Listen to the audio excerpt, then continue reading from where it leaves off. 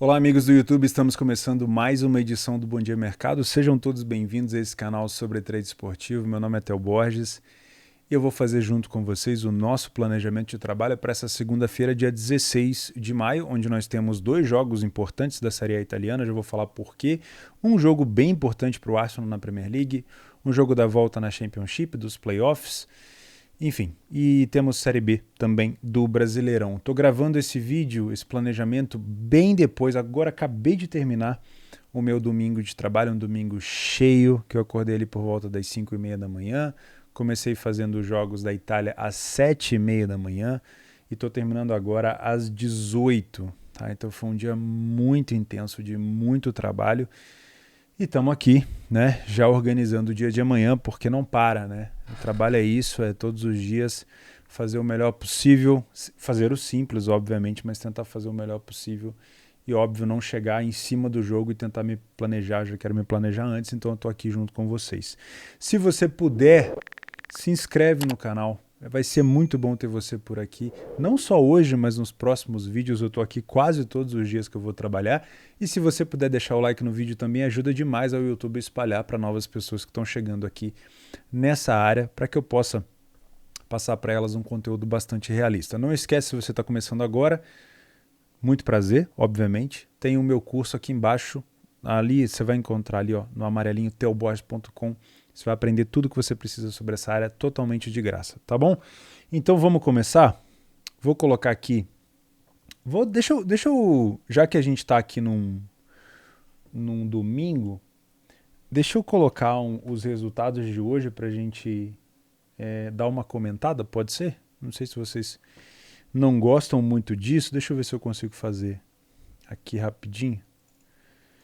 É esse aqui. Beleza. Aí, ó. Bom, o Bremen venceu o Regensburg na Bundesliga 2 e ficou com a segunda colocação, tá? Não mudou o quadro de classificação da segunda Bundesliga, não mudou nada, tá? O Schalke foi o campeão, ficou ali em primeiro, o Bremen conseguiu a segunda vaga e o Hamburgo venceu de virada o time do Hansa Rostock e conseguiu uma bela virada do Hamburgo e conseguiu ficar pela primeira vez desde que caiu. O Hamburgo vai disputar a promoção contra o Hertha Berlim, aquele que inverteu de papel contra o Stuttgart no fim da Bundesliga 1, lembra? Além disso, tivemos aqui o Schalke vencendo com o gol do Simon Terodde no finalzinho.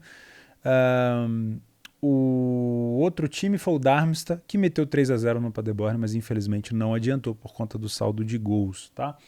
Tá rolando aqui o Série A do Brasileiro, foi um gol do Fortaleza que eu tinha comentado para vocês que a soja do Botafogo estava meio baixa, mas me parece que vai ser gol aqui do Fortaleza. O São Paulo venceu o Cuiabá de virada por 2-1. Na Série B, o Vasco venceu o Bahia e o Cruzeiro venceu o Náutico. O Cruzeiro parece que está no caminho certo, o Cruzeiro, hein? Na Espanha, tivemos...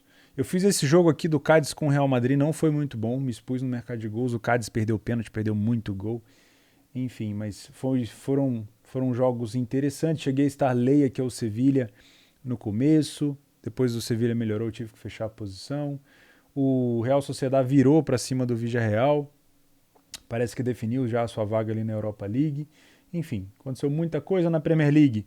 O Tottenham venceu o Burnley no começo, né, bem no início do dia, foi um dos meus primeiros trades aqui. Eu cheguei a trabalhar em back Tottenham, mas tive que fechar a posição porque o Burnley melhorou e não se justificava ficar em back Tottenham até o final. O West Ham deu um trabalho danado para cima do City. O West Ham chegou a abrir 2-0 e o City foi buscar.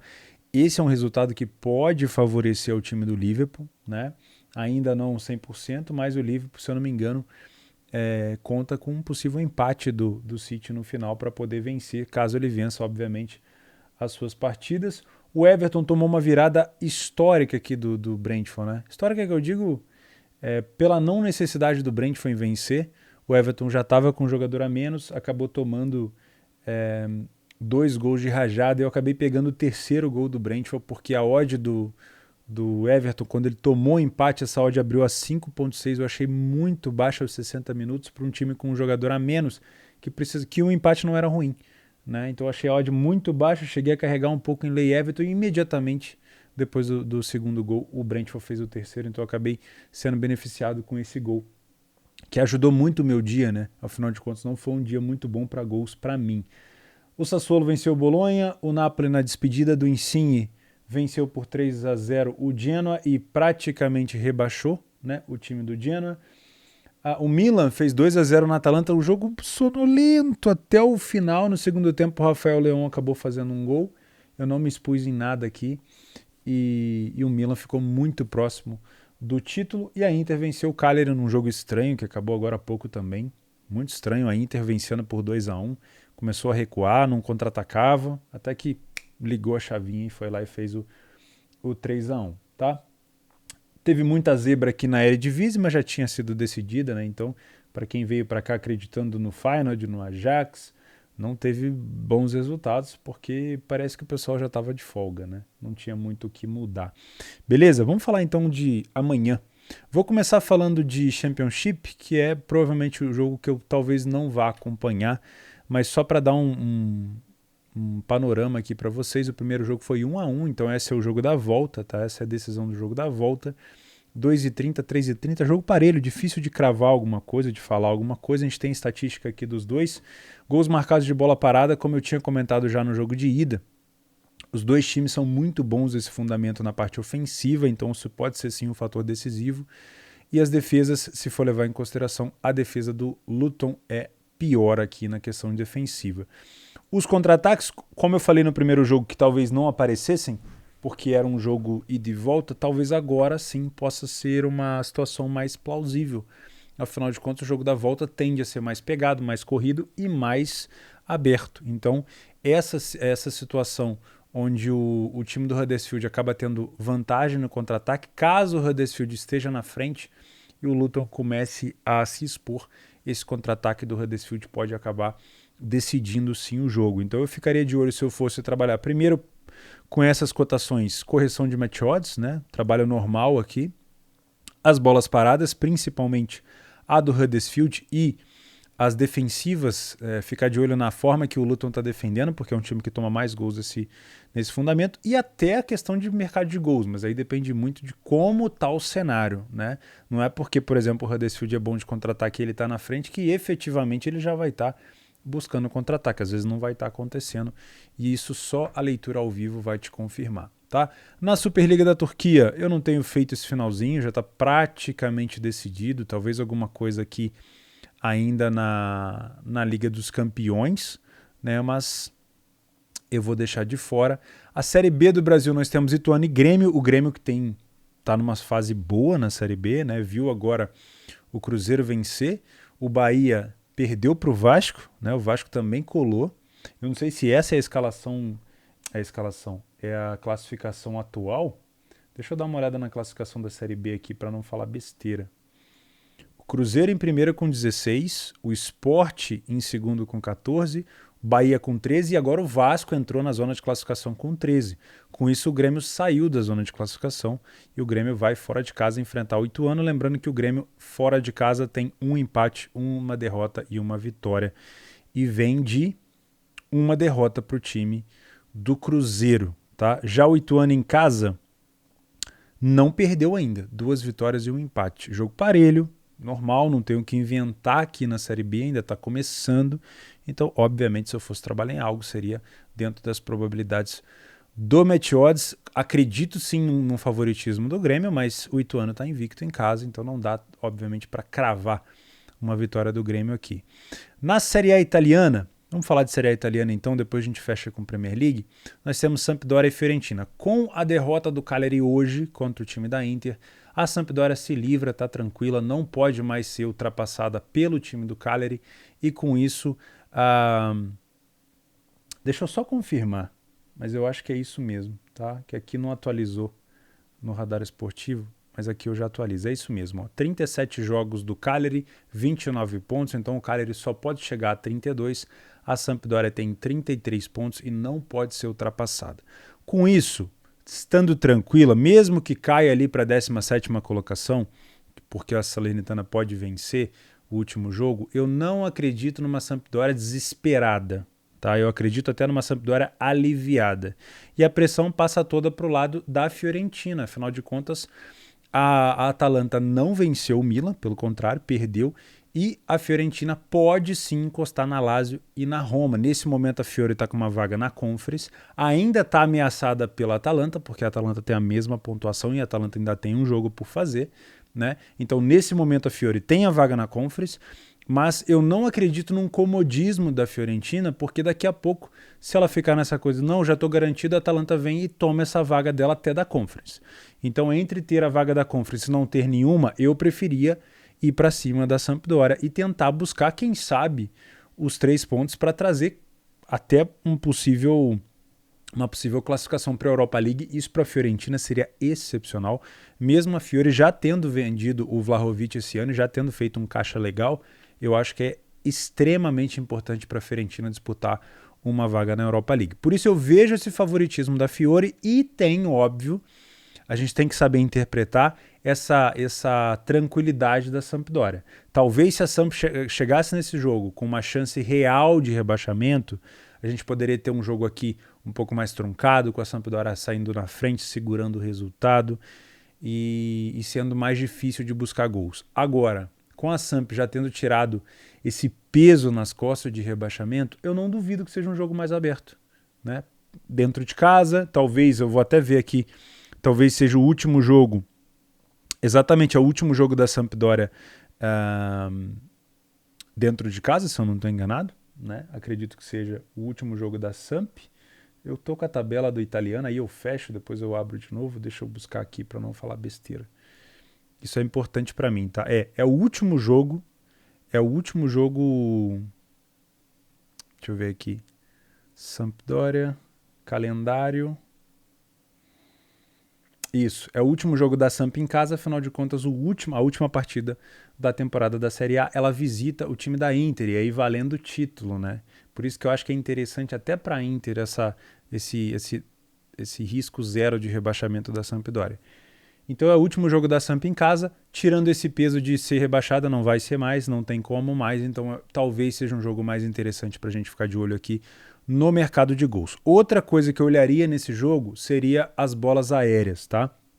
Deixa eu ver se a gente tem alguma informação bacana aqui no PDF. A gente tem, a Sampdoria marcou 11 gols de bola parada na Itália esse ano e o time da Fiore marcou 10. Em relação a contra-ataques, não temos algo assim tão expressivo. A Sampdoria não tem uma boa margem dentro de casa. A Fiorentina também não tem um cenário muito bom para gols aqui fora de casa, né? Então, eu acredito num jogo mais aberto, com pouca pressão da Sampdoria e a maior pressão para o lado da Fiorentina, mas também não venho para trabalhar uma longuíssima exposição, tá? Seria, na minha concepção, de pré-jogo, de pré-cenário, muito abusado da minha parte. Talvez esperar um jogo se mostrar mais aberto, mais efetivo, aí sim, talvez me expor em alguma coisa. Mas acredito que pode ser um jogo para 2,5. Para 1,5 eu tenho boa chance. Agora para 2,5 eu acredito que pode entrar também, tá? Outra coisa que eu queria ver é a classificação da Samp em casa. São 5 vitórias em 18 jogos e 10 derrotas. Eu tinha confundido o número de empates, tá? Então a Sampdoria tem uma margem de derrota muito grande em casa e a Fiorentina fora de casa são 6 vitórias apenas em 18 jogos. Para um time que está brigando para a Europa League, sinceramente eu acho baixo o número de vitórias da Fiorentina fora de casa, tá? Os últimos jogos entre eles, 3-1 para a Fiore, 2-1 para a Sampdoria, 2-1 para a Sampdoria, 5-1 para a Fiore. 2-1 para a Fiore e 3-3, né? Então, a incidência de ambas marcam nesse jogo também é alta, tá?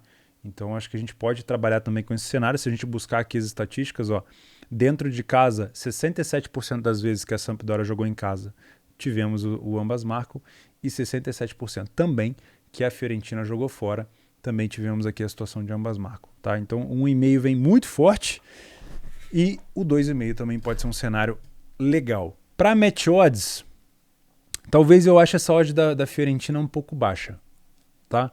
Não é que a Fiore não tenha um elenco melhor do que a Samp. Tem.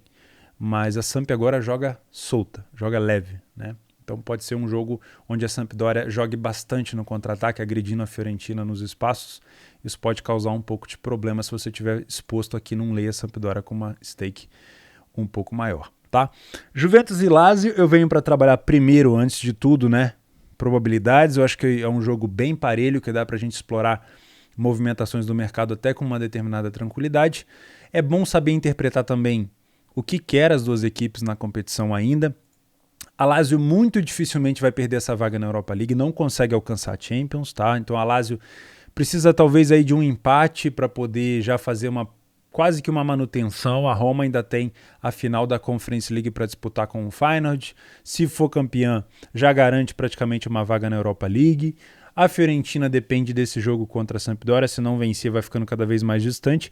Então a Lazio não é ruim para a Lazio aqui, para as pretensões da Lazio, um empate, tá? Já a Juventus vai terminar a temporada pela primeira vez desde 2011, 2012.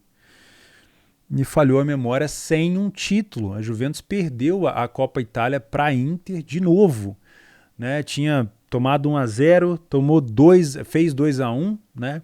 Com 2 gols de rajada e acabou tomando a virada, né? Um empate de pênalti, depois na prorrogação o Perisic fez 2 gols, um de pênalti, um golaço, e acabou despachando a Juventus, e a Juventus não ganhou nada esse ano, tá? E, para piorar, a última partida da Juventus foi uma derrota para o Genoa, se eu não estou enganado, olha aqui, ó. Para o Genoa por 2-1 na casa do Genoa, e depois vem de uma derrota também, como eu falei, para a Inter. Então, assim, eu não consigo ver, talvez, com a intenção de se despedir em casa da sua torcida e vencer. Pode ser. Se tivesse que me perguntar uma motivação, essa pode ser. Uma despedida da torcida. Mas vamos ser sinceros, eu acho que a torcida da Juventus tem muito mais o que reclamar do que agradecer. Então não sei se esse jogo vai ser até mais de pressão do que propriamente de festa. Porque festa não tem o que comemorar, né? A Lazio não tem nada a ver com isso, né? Então, saber interpretar, em camisa a gente sabe que a Juventus tem uma camisa muito maior do que a da Lazio, mas a Juventus não tem nada para buscar nesse campeonato, não vai fazer diferença nenhuma se ela perder para a Lazio. Pode ser que aumente um pouquinho a crise, né? Porque é um time gigantesco que não ganhou nada, mas especificamente de pontuação não vai fazer diferença nenhuma. Os últimos jogos, entre eles, a Juventus venceu fora de casa a Lazio, e a Lazio vai tentar buscar essa vitória fora. Então, nos últimos jogos, a última vitória da Lazio foi em 2019, justamente lá na casa da Juventus, tá? De lá para cá foram 3 vitórias da Juve e 1 empate em 1-1. A última vez que a Lazio foi visitar a Juventus tomou de 3, tá? Tem que ver se a Juventus vai colocar os melhores jogadores em campo, se já não vai dar férias antecipadas para alguns. Tem que ver se o Vlahovic vai jogar, se o Morata, se o Dybala vai jogar, aquela galera toda. E óbvio, pelo lado da Lazio, eu acredito que o Ciro Immobile também deve estar em campo, se não estiver lesionado. A Lazio ainda tem o que brigar, então pode ser um jogo muito bom sim para a gente ficar de olho no match odds inicial.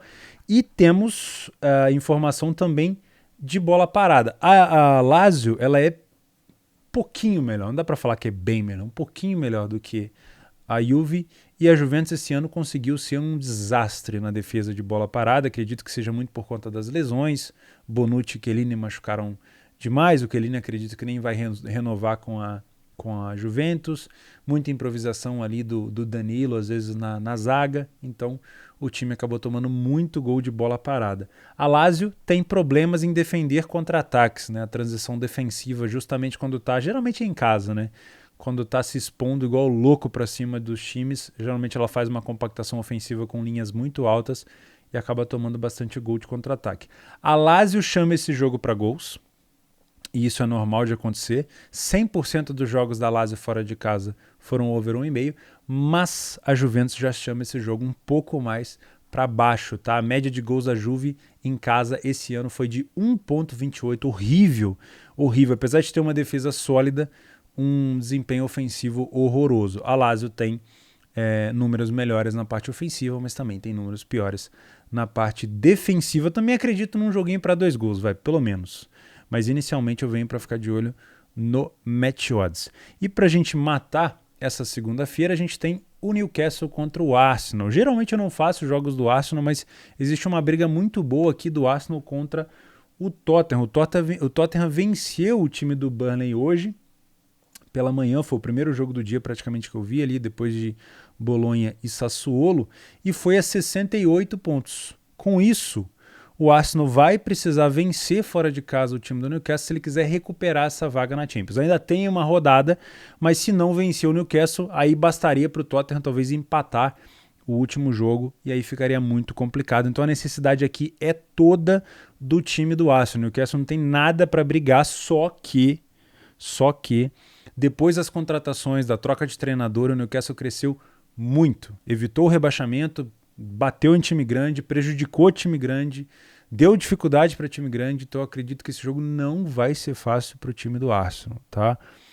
Tenho minhas dúvidas se eu vou me expor nesse jogo em match odds, tá? Por não confiar tanto na equipe do Arsenal assim. Deixa eu ver se a gente tem alguma informação interessante aqui nessas estatísticas.